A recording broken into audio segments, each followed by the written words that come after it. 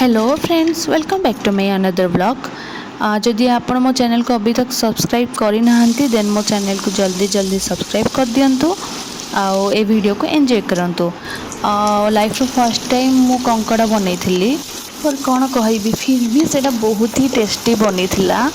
तो सीरियसली मु कहूँ बहुत ही टेस्टी बनी थिला। मु केमिति कंकड़ा बनी फर्स्ट मु ताको भलरे सफा कर देथिली, देन ता गोड़ सब किछि अलगा अलगा करी ता पार्ट वगैरह ताकू टे रोस्ट कर देथिली। तापर ताकू टिके चामच रे बाड़ी बाड़ी कणा कर देथिली। मते लागला मे बी से सब किछि मसला भितर को जीवो कि नहीं से मु ताकू टे कणा कर देथिली। बट मु जानी नथिली कि कणा एक्चुअली हुएनी। पर फिर भी जेहेतु फर्स्ट टाइम बनाऊँ किसी ना किसी तो मिस्टेक हम जहाँकि मुझे करी।